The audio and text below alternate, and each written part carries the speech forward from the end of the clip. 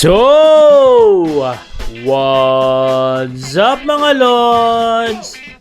Muling nagbabalik ang inyong PBA Chismis para nga magbigay ng PBA updates. Juan Gomez Del Llano may request sa management. Ano kaya ito?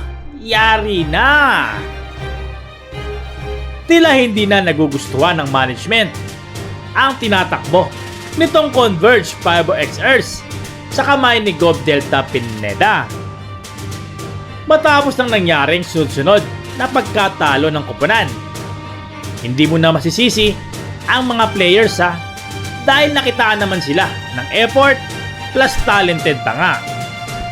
Kita rin ang kakulangan ng leadership nitong si Gob Delta Pineda mga lods.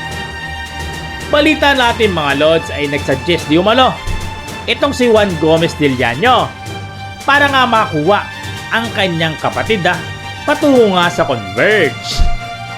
Sakto at malaki ang may tutulong nito mga lods. At talagang literal na sniper ito pagdating sa Rainbow area. Kaya big boost ito mga lods para sa mga Converge fans. Imagine Gomez Del Llano brothers sa Converge. Exciting yung mga lods. Hindi rin malabong pakawalan ito ng Magnolia. Kaya posible talaga magbalasa itong si Coach L.A. Norio.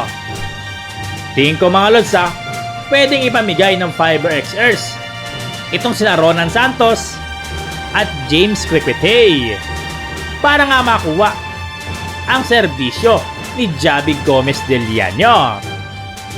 Saktong-sakto mga lods para sa pangangailangan nitong Magnolia. Dahil din nila ng big man Plus may James Quiquete ka pa. Win-win ito mga lods for both teams. Ano sa tingin nyo mga lods? Okay kaya ang trade na ito? Good move kaya for both teams? Si Javi na ba ang tutulong sa Converge? Comment kayo mga lods at ating pag-uusapan yan. So mga lods maraming salamat sa patuloy na pakikinig. Don't forget to like, subscribe, at pa-hit mo na rin ang notification bell para update ka lagi sa mundo ng PBA. So mga lods, hanggang dito na lang Maraming salamat. Bye-bye.